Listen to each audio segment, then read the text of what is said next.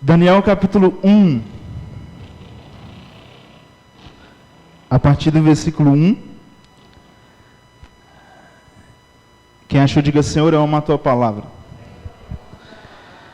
Diz assim: no terceiro ano do reinado de Joaquim, rei de Judá, Nabucodonosor, rei da Babilônia, veio a Jerusalém e a sitiou.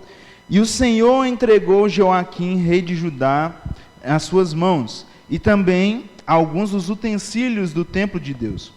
Ele levou os utensílios para o templo do seu Deus, na terra de Sineá, e os colocou na casa do tesouro do seu Deus. Então o rei ordenou que Aspenaz, o chefe dos oficiais da sua corte, trouxesse alguns dos israelitas da família real e da nobreza, jovens, sem defeito físico, de boa aparência, cultos, inteligentes, que dominassem os vários campos do conhecimento e fossem capacitados para servir no palácio do rei. Ele deveria ensinar-lhes a língua e a literatura dos babilônicos. O rei designou-lhes uma porção diária de comida e de vinho, da própria mesa do rei. Eles receberiam um treinamento durante 3 anos e depois disso passariam a servir o rei. Entre esses estavam alguns que vieram de Judá: Daniel, Ananias, Misael e Azarias. O chefe dos oficiais deu-lhe novos nomes. A Daniel deu o nome de Beltesazar, a Ananias Sadraque, a Misael Mesaque e a Azarias Abednego. E Daniel propôs no seu coração não se contaminar com a porção das iguarias do rei, nem com o vinho que ele bebia. Portanto, pediu ao chefe dos eunucos que lhe permitisse não se contaminar. Feche seus olhos. Senhor meu Deus, meu Pai, nós te louvamos, Senhor Jesus, porque Tu és fiel. Nós tivemos a oportunidade de adorar o Teu santo nome, de cultuar a Ti, de, Senhor Jesus, louvar, ó Pai, o Teu santo nome. Nós clamamos para que o Senhor se faça presente aqui neste lugar. Não, essa pode deixar. Era para apagar esse aqui, ó.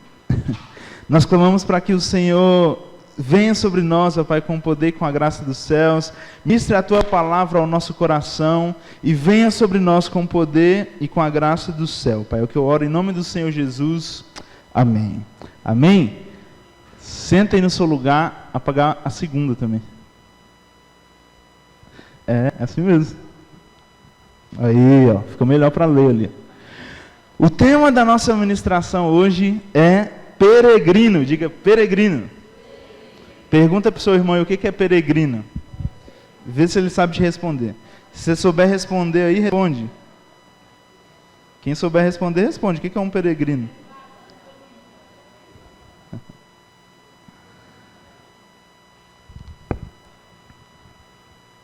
Quem sabe responder o que é peregrino? Algum voluntário? O que é? Isso é andarilho, né, não? Isso aí não é andarilho, não? Ó, eu como sou um cara muito esperto, ó, vou pegar a definição do dicionário Aurélio, né? Eita, calma. Peregrino é aquele que é um indivíduo que viaja por longas jornadas, né? A Val quase acertou. É alguém que viaja por terras que não é a dele, né? Alguém que está distante de casa, né? Por exemplo, alguém de outro país que vem visitar o nosso Brasil, né? Brasil varonil, é um peregrino, né? Alguém que vem de longe, numa terra distante. E nós somos peregrinos. Diga assim: eu sou um peregrino. Fala para o irmão que está do seu lado: você é um peregrino. Por que nós somos peregrinos? Porque nós não somos dessa terra, né? Nós não somos deste mundo. Nós somos cidadãos dos céus e nós fomos colocados aqui nessa terra para manifestar o reino de Deus. E nós lemos essa experiência, que foi a experiência de Daniel e de Sadraque, né?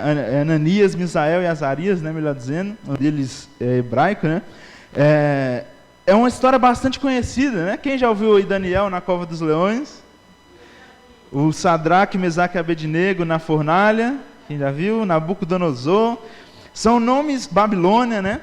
São nomes conhecidos para nós, né? São nomes que a gente encontra muito na pregações sobre, falando sobre, mas nós encontramos algumas lições, né, nessa passagem, porque Daniel e seus amigos, eles foram levados da terra deles, e agora eles eram peregrinos em uma outra terra. Eles eram peregrinos na Babilônia, e eles foram escolhidos ali para aprender os costumes daquela terra. Eles pegaram os jovens israelitas e eles iam introduzi-los na cultura babilônica. Eles iriam comer da mesa do rei, eles iriam estudar nas melhores faculdades da Babilônia, eles iria ser implantado neles a cultura que era vivida na Babilônia, né? Mas Daniel, em meio a isso tudo, ele decidiu ser alguém que faria a diferença. Ele e seus amigos decidiram ser representantes do reino ali aonde ele estava.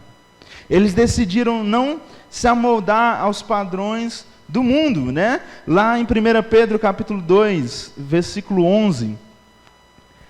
1 Pedro capítulo 2, versículo 11, vai nos dizer: amados, insisto que como estrangeiros e peregrinos no mundo, vocês se abstenham dos desejos carnais que guerreiam contra a alma. Então, outro texto que fala para nós que nós não somos desse mundo, né? Meu pai sempre conta, né, do colega de seminário dele que fez a pregação, somos extraterrestres, né? Nós não somos deste mundo, nós somos estrangeiros, e o texto nos diz para nós não nos abstermos, melhor dizendo, dos prazeres desse mundo, dos desejos carnais que guerreiam contra a nossa alma, né? Que guerreiam contra a nossa vontade. Nós precisamos ser imitadores de Cristo, né? Se eu e você imitarmos o mundo, quem é que vai imitar Jesus? Quem é que vai ser imitador de Jesus? Quem é que vai ser discípulo realmente de Jesus? Então nós precisamos entender que nós estamos nessa terra para expressar o reino de Deus, para espalhar o reino de Deus e para espalhar a mensagem das boas novas do reino de Deus, né? Jesus veio para a terra anunciar um novo reino, anunciar que viria um novo reino, né? E ele foi perseguido politicamente por causa disso, né? Porque as pessoas achavam que ele queria dar um golpe de Estado, que ele ia criar um novo governo, um novo reino que iria contra a nação de Israel. Mas nós sabemos que o reino de Deus é um reino celestial, amém? É o reino da qual nós fazemos parte, o reino para o qual nós estamos, amém? Quem está indo junto? Eita, tem uns que não estão indo, vou dar uma segunda chance. Quem está indo junto para o reino? Estamos indo junto. Nós somos peregrinos nessa terra. E se nós somos de outro lugar, e nós devemos representar o reino de Deus aqui na terra. E como nós fazemos para representar o reino de Deus aqui na terra? Santidade. Diga para o seu irmão que está do seu lado e fala, santidade. A santidade, a busca pela santidade é justamente isso que nos foi apresentado, né? Abrir mão dos prazeres do mundo e olhar para o reino dos céus. E viver uma vida buscando a Deus, né? A santidade não deve ser um esforço, ela deve ser uma manifestação natural do reino em que eu e você pertencemos. A santidade não deve ser algo que nos custa, tipo assim, nossa, não, eu tenho que viver em santidade. Meu Deus, que tristeza viver em santidade. Isso deve ser algo que nos custe, deve ser algo natural dentro de nós. Viver uma vida em santidade, viver uma vida sem buscar os prazeres do mundo, viver uma vida apontada para Deus, viver uma vida em santidade, viver uma vida pensando no reino de Deus, pensando que as coisas aqui na terra, elas são passageiras. E assim como Daniel, nós vamos aprender algumas coisas que nós devemos fazer, se nós queremos transformar o mundo ao nosso redor, e não sermos transformados por ele. Amém? Fala aí para quem está do seu lado. Vou falar bastante para você falar para o irmão que está do seu lado, para ninguém dormir. Fala assim: transforme o mundo ao seu redor, sem ser transformado por ele. O que é isso? O que isso quer dizer? Muita gente, na tentativa de alcançar o mundo, acaba se tornando como o mundo. E a gente vê muitos cristãos ou muitas igrejas fazendo coisas assim que a gente fica assim: meu Deus, o que está acontecendo, né? O que esse povo está pensando, né? Porque estão sendo transformados pelo mundo e não transformando o mundo. Nós somos chamados para transformar o mundo, nós somos peregrinos aqui e fomos chamados para transformar o mundo. Mas o que eu devo fazer para transformar o mundo e não ser transformado por ele? A primeira coisa, ser posicionado em Jesus. Ser posicionado em Jesus. É você tomar um posicionamento, é você dizer assim: olha, eu tenho só um reino, eu sou de Jesus. E eu não negocio esse pertencimento. Eu não negocio as minhas ações. Eu não negocio o que está escrito na palavra. Eu fui chamado para anunciar esse reino. É isso que eu vou fazer. É se posicionar. Muitas pessoas pecam pela falta de posicionamento, né? Existem pessoas que são cristãos, mas ninguém lá fora sabe que você é crente. Seus colegas, seus amigos, até sua família não sabe que você serve a Deus, porque você não é posicionado. Diga misericórdia. Nós precisamos nos posicionar em Jesus. E Daniel foi alguém que se posicionou. Daniel capítulo 1, versículo 8. Deixa aberto aí em Daniel, que a gente vai ler bastante, né? Bastante textos aí. Está bem pequeno ali, né? Então abre na Bíblia aí, galera. É um exercício para você abrir a Bíblia. Daniel capítulo 1, versículo 8. Amém? Diz assim: Daniel, contudo, decidiu não se tornar impuro com a comida e com o vinho do rei, e pediu ao chefe dos oficiais permissão para se abster deles. Quem já viu aí, já assistiu o filme que tem rei? Tem rei, rainha. Os reis passam bem ou passam mal, gente? Eles são bem tratados? A casa deles é um barraquinho ou é uma casa boa? Um palácio, né? Geralmente que eles moram. Hoje em dia, né, no mundo, a gente tem poucos reis, né?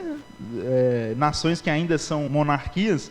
Mas a mais famosa é a Inglaterra, né? A gente assiste aqueles vídeos da família real andando e com aqueles guardas, né?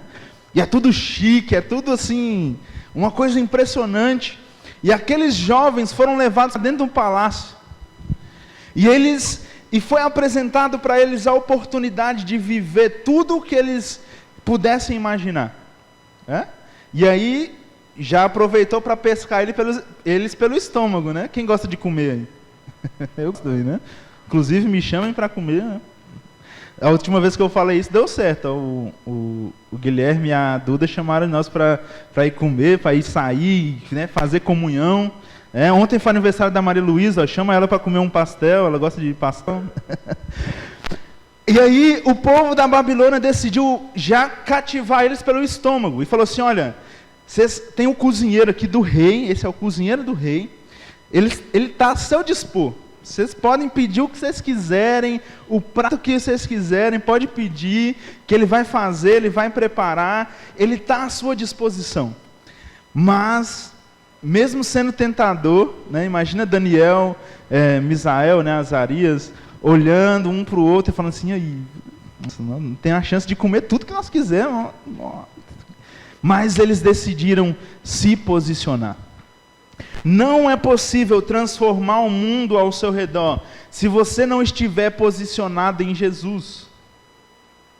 Você não pode ser alguém do centrão, né? Alguém que tanto faz, tanto fez. Tá bom, tá, é isso mesmo. O pecado está dominando o mundo, mas beleza, é o que tem para hoje, é isso aí. Diga misericórdia. Você precisa ser posicionado em Jesus. Eu e você precisamos nos posicionar. As pessoas precisam saber que nós somos peregrinos nessa terra e nós pertencemos ao reino de Jesus. As pessoas precisam saber, porque esse também é o nosso chamado. Se não é para anunciar esse reino, o que nós estamos fazendo aqui, gente? O que a gente está fazendo reunido aqui? Se não for para falar de Jesus e se posicionar em Jesus, vamos fechar as portas e cada um vai para a sua vida. Diga misericórdia. Mas se nós estamos aqui, foi para nos posicionarmos em Jesus. Assim como Daniel e seus amigos, tomar uma posição, escolher se posicionar do lado de Jesus e não se contaminar com as coisas do mundo que se oferecem para nós, com as possibilidades que o mundo nos dá, com as ilusões que o mundo gera em nós. Um pastor chamado Tony Evans, ele escreveu a seguinte frase: o chamado à santidade é um chamado para viver uma vida separada para os propósitos de Deus. É um chamado para ser diferente, ser distintivo e ser completamente devotado a Deus. Esse é o chamado, à santidade. Mas as pessoas vão falar que eu sou careta, que eu sou diferente, É essa a intenção. É essa a intenção. As pessoas devem ver algo diferente em nós. Porque se elas enxergam em nós algo que é igual ao mundo, o que vai trazer elas para cá?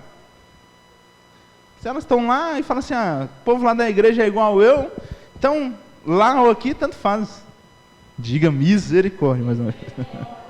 Nós temos que nos posicionar em Jesus. Eita, está meio tarde já, mas vou correr aqui.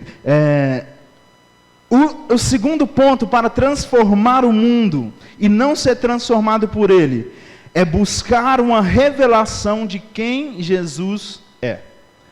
Buscar uma revelação de quem Jesus é. Daniel, agora no capítulo 2, Daniel capítulo 2, versículos do 46 ao 48. Daniel 2, 46 ao 48. Quem achou, diga: Senhor, eu amo a tua palavra. Amém. Diz assim. Calma. Então o rei Nabucodonosor. É isso mesmo. Então o rei Nabucodonosor caiu prostrado diante de Daniel. Prestou-lhe honra e ordenou que lhe fosse apresentada uma oferta de cereal e incenso. O rei disse a Daniel: não há dúvida de que o seu Deus é o Deus dos deuses, o Senhor dos reis, e aquele que revela os mistérios, pois você conseguiu revelar esse mistério. Assim o rei pôs Daniel num alto cargo e o cobriu de presentes. Ele o designou governante de toda a província da Babilônia e o encarregou de todos os sábios da província. Nós precisamos buscar uma revelação de quem Jesus é para transformar esse mundo. Não adianta nós falarmos bonito, não adianta você ser uma pessoa bonita. Olha para as pessoas bonitas que estão aí à sua volta, ó, povo lindo, né? Um mais bonito que o outro, né? Cada um com uma beleza diferente, né?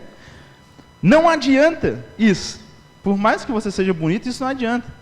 Por mais que você fale bonito, por mais que você seja gente boa, é preciso que haja a revelação de Jesus, porque é ela que transforma. Nessa ocasião, Nabucodonosor chegou para Daniel e falou assim: olha, agora eu tenho certeza que o seu Deus é o Deus de verdade. a revelação de Deus sobre a vida de Daniel alcançou o rei Nabucodonosor. E aí os olhos dele se abriram e ele viu que Daniel servia a um Deus poderoso. Se nós queremos transformar essa geração, nós precisamos clamar pela revelação de Jesus. Clamar para que o poder de Deus seja revelado sobre nós. Clamar para que nós possamos conhecer e prosseguir em conhecer esse Jesus. Porque todo dia Jesus tem algo novo para nos mostrar.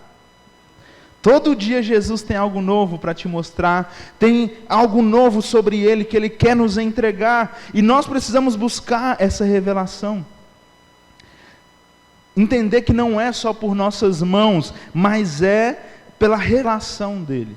A revelação de Deus colocou Daniel numa posição de influência. No versículo 48 que a gente leu, diz que Daniel foi colocado como um líder, Deixa eu abrir aqui de novo. Ele designou como governante de toda a província da Babilônia e o encarregou de todos os sábios da província. A revelação de Deus sobre a vida de Daniel o colocou numa posição de influência. Quando pessoas começarem a ver a revelação de Deus sobre a sua vida, elas vão começar a te dar atenção. Elas vão começar a querer ouvir aquilo que você tem a dizer, porque elas vão ver que essa revelação é algo verdadeiro. Não era uma historinha qualquer. Elas vão começar a ver na prática as coisas moverem ao seu favor, que é o que a palavra diz, que todas as coisas cooperam para o bem daqueles que amam a Deus. Então essa revelação vai te tornar alguém influente. Lá na sua casa, lá na sua família, e as pessoas da sua família, as pessoas do seu círculo de amizade, vão começar a olhar para você como alguém que carrega a revelação de Jesus. Amém? E elas vão querer também experimentar isso. Elas vão querer também saber o que é isso que você carrega. Nós precisamos buscar todos os dias por essa revelação. Um outro pastor chamado Charles Stanley, ele disse a seguinte frase: a revelação de Jesus Cristo não é apenas um evento que aconteceu no passado, ela é uma expressão contínua para todo crente. À medida que nós continuamos a crescer em nosso conhecimento e compreensão dele. Então a revelação de Jesus não foi algo que aconteceu, não é um evento que aconteceu há 2000 anos atrás. A revelação de Jesus é algo que acontece todos os dias na nossa vida. Todos os dias que você acorda, é Jesus se revelando, é revelando a bondade dele sobre você, é revelando a misericórdia dele sobre a sua vida. É todo dia você buscar conhecer mais a Jesus. Certa ocasião Jesus, quando estava conversando com Pedro, Jesus vira para Pedro e fala assim: Pedro, quem dizem que eu sou? Nós até cantamos, a música. Pedro, quem dizem por aí que eu sou? O que a galera está falando aí? O povo está falando que eu sou quem? E aí Pedro falou assim: olha, uns estão falando que o senhor é Elias, João Batista. O povo está falando várias coisas aí. E aí Jesus pergunta para Pedro: Pedro, e você? Quem você diz que eu sou? Quem eu sou para você? E se Jesus aparecesse aqui hoje e te perguntasse: quem é Jesus para você? Ou quem eu sou para você?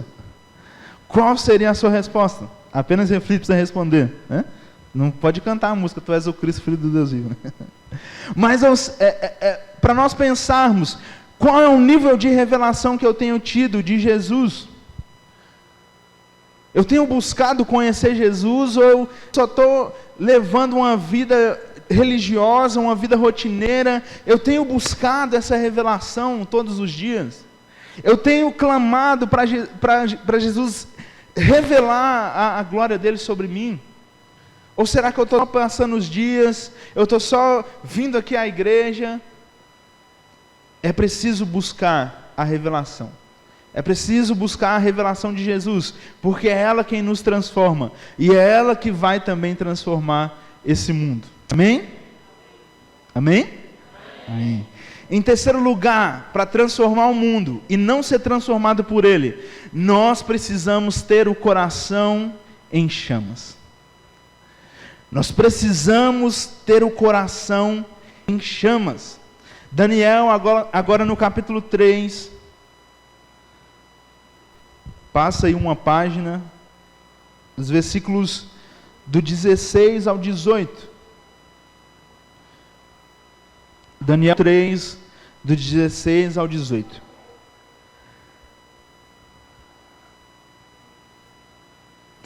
Quem achou, diga: Senhor, eu amo a tua palavra. Diz assim: Sadraque, Mesaque e Abednego responderam ao rei: Ó Nabucodonosor, não precisamos defender-nos diante de ti. Se formos atirados na fornalha em chamas, o Deus a quem prestamos culto pode livrar-nos, e ele nos livrará das tuas mãos, ó rei.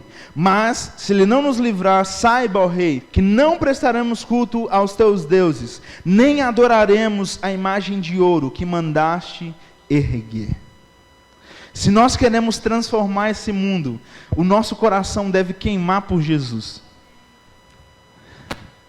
O nosso coração deve queimar por Jesus. O povo tem que achar que você é louco, porque você ama Jesus. Aqueles jovens, né, eles estavam a ponto de serem lançados na fornalha, mas eles criam que o fogo que ardia no coração deles era mais quente que o fogo da fornalha. E eles falaram assim: olha, não importa, nós não vamos adorar essa imagem. Nós não vamos ceder aos padrões desse mundo. Nós queimamos por Jesus. E se for preciso queimar fisicamente, eles disseram, né? Nós vamos queimar. A gente crê que ele vai nos livrar, mas se não livrar, é isso aí. Vai ter churrasquinho. O seu coração deve estar em chamas por Jesus.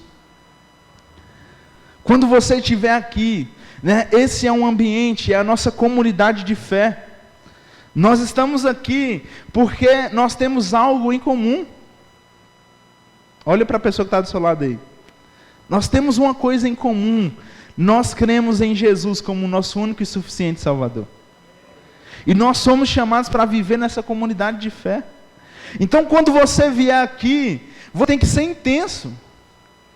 Na adoração, você tem que cantar mesmo, você tem que rasgar o seu coração diante de Deus, expressar, o seu coração deve estar em chamas por Jesus. Se for preciso fazer uma loucura por Jesus, você deve fazer. Qual foi a última vez que você fez uma loucura por Jesus? Há uns anos atrás, nós fizemos vários projetos aqui, né? Um deles era ler a Bíblia num lugar inusitado, né? Você tinha que tirar foto de você lendo a Bíblia num lugar inusitado. E aí teve várias coisas. Teve gente no meio da rua, teve gente no supermercado, teve gente em cima de árvore, né, lendo a Bíblia. Né? Mas para que isso, Adriel? Isso chama a atenção das pessoas. Já pensou você estar lendo a Bíblia em cima de uma árvore? Aí passa alguém e fala assim... A pessoa vai estar preocupada com você. Tá tudo bem aí, irmãos? Tá precisando de alguma coisa? Aí você fala assim: não, eu estou aqui aprendendo mais sobre Jesus. Quer aprender sobre ele? Também sobe aqui. Brincadeira, né? Não vai fazer a pessoa subir na árvore. Mas, qual foi a última vez que você fez uma loucura por Jesus? O nosso coração deve estar em chamas por Jesus. Você deve ser intenso na sua busca, no seu serviço para o reino. O que nós fazemos aqui não é para nós, não é para o pastor. Você não pode estar aqui só porque o pastor tem uma cara de bravo. Olha para ele, ó. Agora ele vai fazer uma cara de sorridente. Ó. Você deve estar aqui porque o seu coração está em chamas por Jesus e por servir Jesus. Quando você andar na rua, o seu coração deve estar em chamas por anunciar Jesus para as pessoas. Quando você entrar no seu trabalho, você deve entrar declarando, exalando vida para as pessoas. Anunciando, né, as boas novas que você tem vivido. O seu coração deve queimar por isso, porque nós somos chamados por isso. Chamados para isso. As pessoas devem ser impactadas pela chama de Jesus que queima dentro de você. Amém? O quarto ponto para nós transformarmos o mundo e não sermos transformados por ele é obedecer a Deus sem temer as consequências. Obedecer a Deus sem temer as consequências. Sadraque, Mesaque e Abednego, eles estavam na iminência da morte, mas mesmo assim se mantiveram firmes. Daniel também, abre lá no capítulo 4 agora. Passa aí mais uma página. Daniel capítulo 4, agora nos versículos 24 e 25.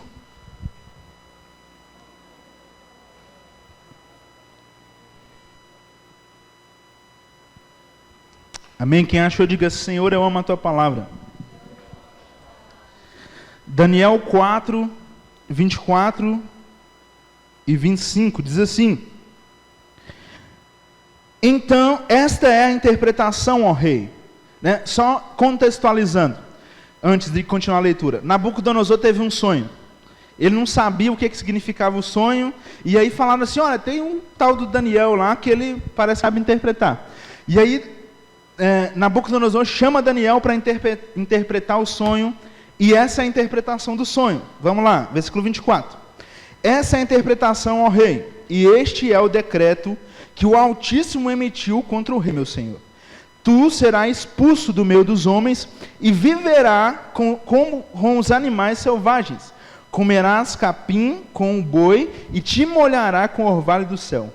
Passarão 7 tempos até que admitas que o Altíssimo domina sobre os reinos dos homens e os dá a quem quer. Então, imagina a situação de Daniel. Pensa o seguinte, só para você entender. Qual que é a nação mais poderosa do mundo hoje? Estados Unidos? Quem que é o presidente dos Estados Unidos? Joe Biden, né? Joe Biden. Ele é o homem que governa a nação mais poderosa do mundo, ele é o homem mais poderoso do mundo, sim ou não? Tecnicamente, sim. Daniel estava diante do homem mais poderoso do mundo naquela época, porque a Babilônia era a nação que dominava o mundo naquela época. E Daniel estava diante daquele homem, e ele recebeu a missão de entregar uma mensagem para esse homem. E não era uma mensagem boa, porque a mensagem era assim: olha, você vai ficar 7 anos vivendo igual um cavalo. Em outras palavras, igual um jumento. Você vai ficar lá no meio do mato, comendo capim, tomando orvalho. Obrigado, irmã Cida. Você vai passar 7 tempos, ou 7 anos, vivendo assim.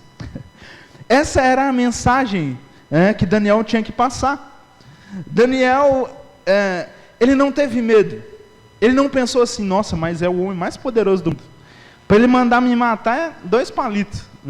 Para ele me mandar me prender, basta que ele mande um guarda me dar um mata-leão lá, acabou para mim.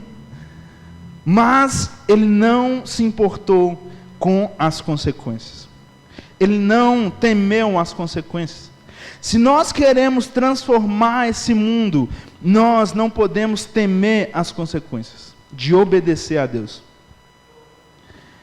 Tem muito cristão por aí que não obedece a Deus, cristão entre aspas, que não obedece a Deus com medo das consequências. Como assim? Mas o que vão falar de mim? Nossa, mas eu estou nos meus amigos lá, todo mundo faz isso. Se eu não fizer também, vai todo mundo falar que eu sou crente, que eu sou brega, que eu sou da igreja.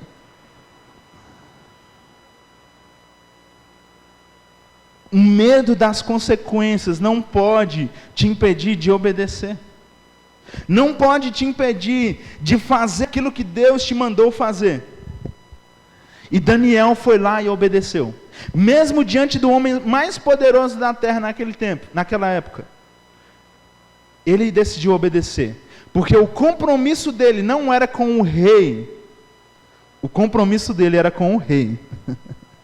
O rei dos reis. O compromisso dele era com Deus, com Jesus, com o Rei dos Reis. Então ele não temeu as consequências, ele não negociou, ele simplesmente obedeceu. Ele simplesmente decidiu fazer e tomar uma atitude de obediência. O grande evangelista, Billy Graham, ele escreveu a seguinte frase: a coragem não é a ausência de medo, mas é a disposição de enfrentá-lo e fazer o que é certo de qualquer maneira.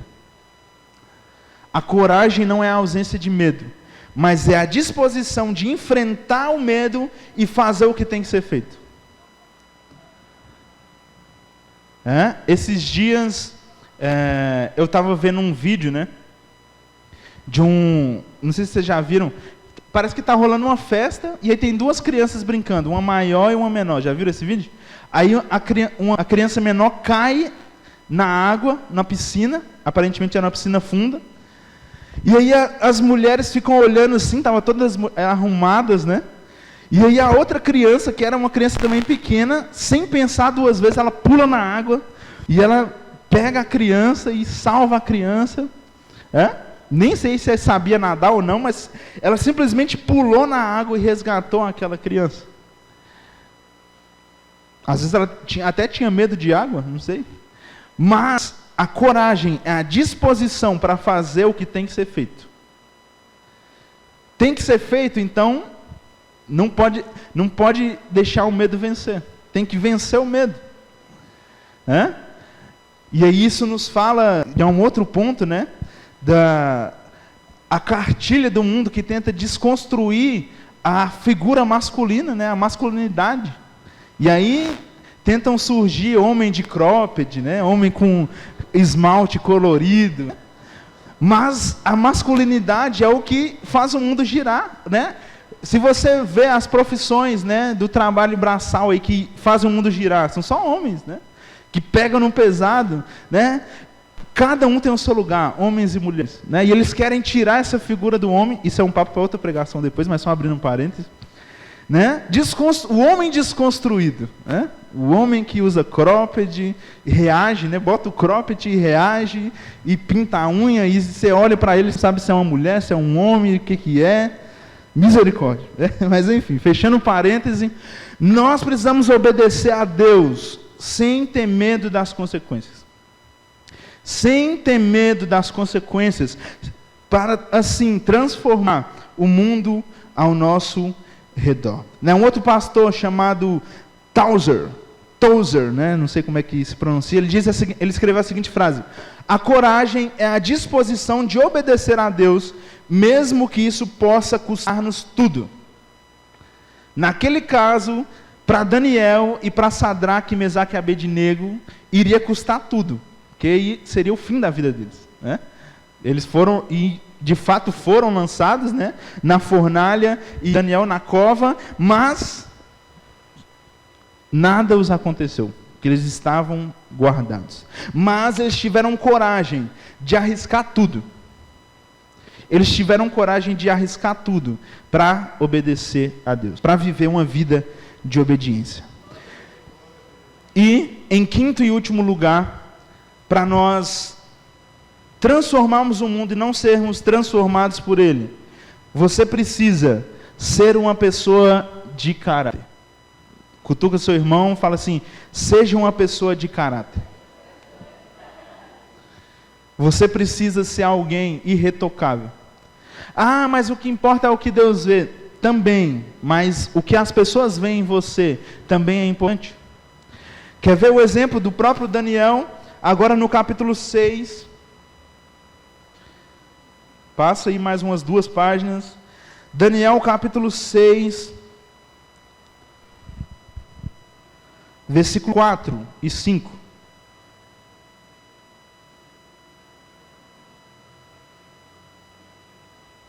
Estou com sede hoje, meio calor,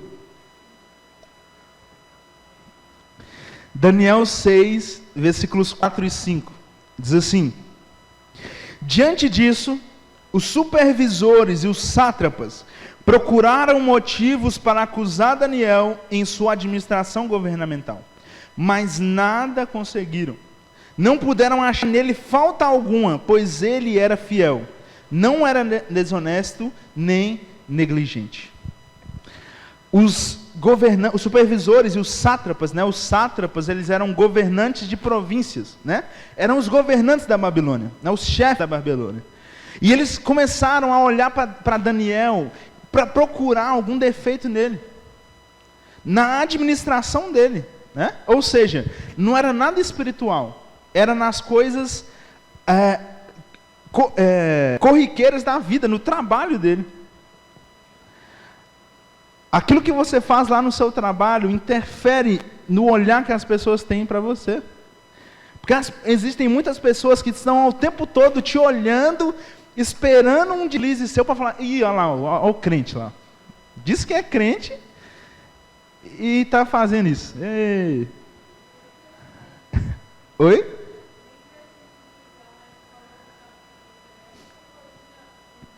Não precisa do deslize dela, né? Da ele contando a experiência dela, que na escola o povo já fica de olho nela. Os supervisores, os líderes estavam de olho em Daniel, procurando um defeito. E aí eles falaram assim, olha, não tem nada nesse cara. Esse cara é intocável, a administração dele é boa, a Babilônia prosperou. Não sei. Aí acharam um defeito nele. Sabe qual foi o defeito que acharam nele? Passa mais umas páginas para frente aí, ou não, melhor dizendo, no mesmo capítulo 6 aí, agora no versículo 13, diz assim, então disseram ao rei, Davi, um dos exilados de Judá, não te dá ouvidos, ó rei, nem no decreto que assinaste. Aí está aí o defeito que eles acharam, ele continua orando 3 vezes por dia. O defeito que acharam em Daniel foi que ele orava muito. Nós devemos ser pessoas de caráter. Se as pessoas acharem defeito em nós, que seja que nós vamos muito à igreja, que seja que nós lemos muito a Bíblia, que seja que nós oramos demais, você deve ser uma pessoa irretocável. Ah, mas eu não estou nem aí porque pensam de mim. Comece a estar aí, porque isso importa. Isso importa. Você é um representante do reino de Deus aqui na terra. Né? Hoje em dia, com a globalização, né, e o advento das redes sociais, você vê muitas pessoas que são representantes de marca, já viu? Gente, influencer que representa marca. Né? Tem uns que, principalmente os coreanos, né, e dos K-pop da vida, eles são geralmente patrocinados pela Samsung, né? E aí eles não podem nem ver um celular Apple, não pode pegar, não pode ter uma foto com eles do lado de um celular Apple, porque eles representam uma marca. Eles têm que ser irretocáveis. Se tiver uma marca, tem que ser Samsung. Samsung na testa, na cabeça, em qualquer lugar. E assim sou eu e você. Nós somos representantes do reino de Deus. Então tudo que nós fizermos tem que ser com excelência. Lá no seu trabalho, você tem que ser o melhor funcionário. Lá na sua sala, você tem que ser o mais esforçado. Viu, adolescentes? Vocês têm que ser o melhor aluno da sala. Não é sentar no fundão, ficar bagunçando lá. As pessoas têm que ver em você alguém de caráter irretocável. Lá na sua faculdade, você tem que ser a pessoa mais estudiosa, mais esforçada. As pessoas, se elas forem achar defeito em você, que seja como Daniel, e que eles olhem para você e falem assim, nossa, como que o Guilherme ora demais, ó. Pode dar um intervalo aqui no trabalho que ele está lá orando. Olha como a Maria Luísa é uma mulher de oração, ó, de fé, né? De atitude, ela prega a palavra. Nós precisamos ser pessoas de caráter, né? O nome Daniel, né, significa que Deus é o meu juiz, né? Então deixe Deus cuidar das coisas. Não fique se preocupando, né? Se você continuar fazendo loucuras por Deus, você verá que Deus continuará fazendo loucuras por você. Quanto mais você se entregar, mais a palavra e a presença de Deus será revelada sobre a sua vida. Amém? Se coloque de pé no seu lugar. Nós cremos que nós fomos chamados para mudar esse mundo, né? Jesus, ele não morreu para que você tenha uma vida boa, uma vida legal, né? Jesus, ele morreu para que nós tenhamos vida em abundância, para que nós possamos ter uma vida eterna. Uma vida eterna, uma vida que vai além deste mundo. Amém? Feche seus olhos, coloque a mão no seu coração. Senhor Jesus, nós te agradecemos, Senhor, porque Tu és fiel sobre a nossa vida.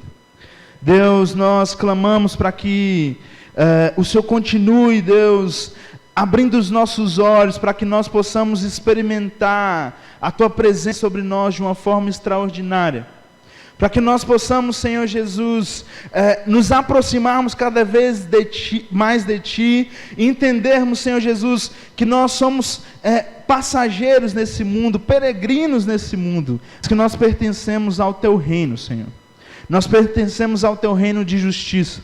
Nos ajude a viver esse reino aqui na terra. Nos ajude, Senhor Jesus, a espalhar esse Teu reino aqui na terra de uma forma eficaz, de uma forma verdadeira. Senhor Jesus, não nos corrompendo com o mundo, mas transformando este mundo, Senhor Jesus, pela Tua revelação em nós. Que a revelação da Tua presença em nós possa trazer frutos, Senhor Jesus, e frutos que permaneçam. Deus, nós colocamos nossas vidas diante de Ti, clamando para que o Senhor nos ajude a nos posicionarmos em Ti, nesses tempos de crise, nesses tempos, Senhor Jesus, onde o mundo tem avançado, onde a maldade tem crescido, que nós possamos permanecer firmes em Ti, confiando nas Tuas promessas sobre as nossas vidas, Pai. É isso que nós oramos e desde já Te agradecemos, em nome do Senhor Jesus. Amém. Amém. Dê um louvor de palmas ao Senhor Jesus.